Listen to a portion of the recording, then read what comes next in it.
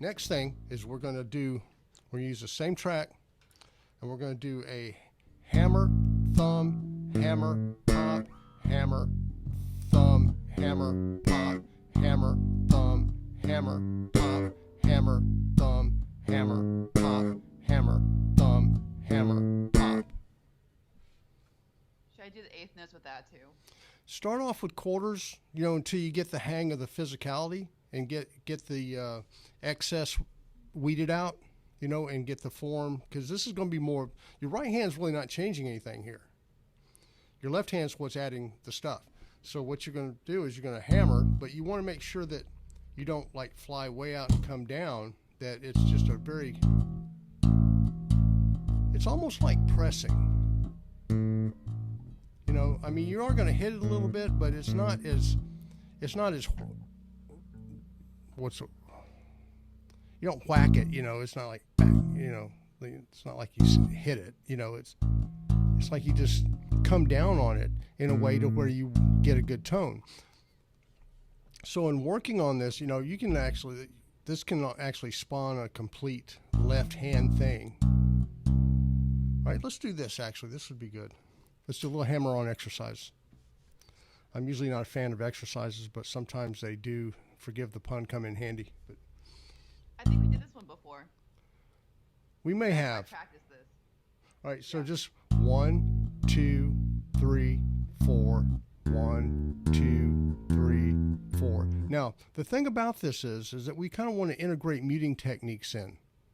Now, it's not like you got to worry about getting every single little thing that you hear out of the sound, like the little string ring stuff, but you want to minimize as much as possible. Now, do you use the hair scrunchie? Oh, I keep forgetting about that. Next lesson, I'll have my scrunchie. Okay, this will help. I particularly, some people like those fret wraps, and they're a little pricey for what they are. You can get these at the drugstore for next to nothing, they're like $2 for a pack of 6 of them, something like that. I remember going to a drugstore and I got a big jar full of them over there that I just went to the drugstore and I bought every one they had. I think I went to like 3 or 4 different drugstores and just cleaned them out. And, because I wanted to have a pile of them and not, just have. So I've had these things in the jar probably there for 15 years. But anyway, every time I change strings, I put a new one on because they get a little, stretched out and stuff. But just squish it down in there. And it doesn't get rid of everything, but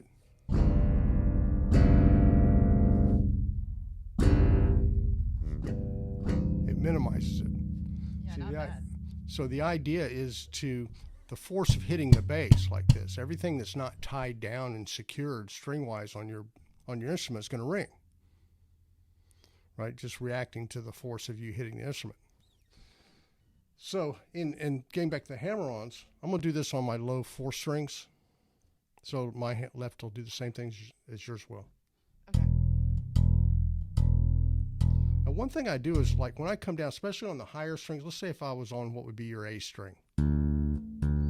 See how these fingers kind of come down after the fact a little bit and land and touch them a little.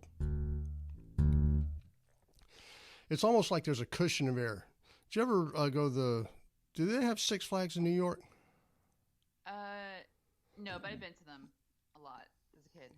Okay. You know that ride to where they take you up real high and then they drop you on that thing and then I hate those rides. I hate those rides so much. But yes, I know them. And then the cushion, it's like a cushion of air stops you. Mm-hmm. Air pressure stops you. Yeah. Well, that's kind of what you want to visualize here. Pretend like there's this cushion of air that hits these fingers and keeps them from hitting the string.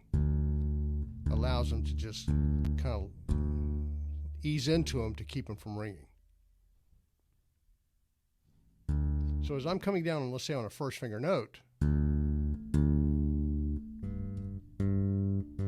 these kind of glide in real silently after the fact and, keep the strings from ringing. Are you talking about these fingers? Yeah. Okay. If you're using a first finger note. Now, if you're using a second finger note, let your first finger bar over like this comfortably, just behind whatever it is you're playing. So if I'm going, first finger will keep everything quiet.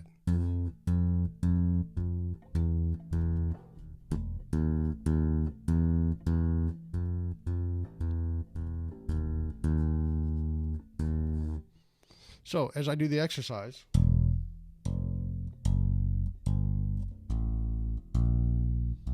I'm integrating those muting techniques. When I do a first finger, those, see how they glide in there? And then first finger takes over. You'll also use this technique as a basic left-hand muting technique for slap and other slap stuff, two-handed tapping techniques if you get into that.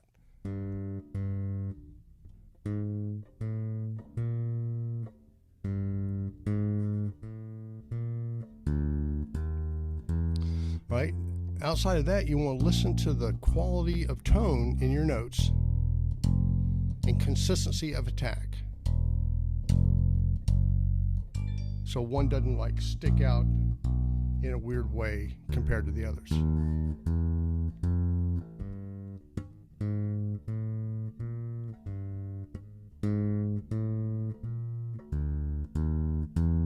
So you want to get your left hand able to play notes, because you're going to use this in all kinds of stuff. I use it a lot for like my really fast speed playing.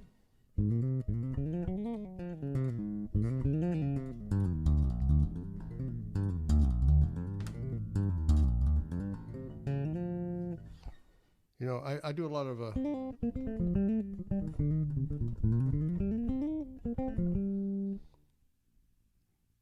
that rather than try to kill myself and get my two fingers like at warp speed. I let my left hand do it. So I'm working on a technique where, and phrasing thing to where I pick different sequences of notes depending on how I want to shape them, and the combinations of hammer-on pull-offs.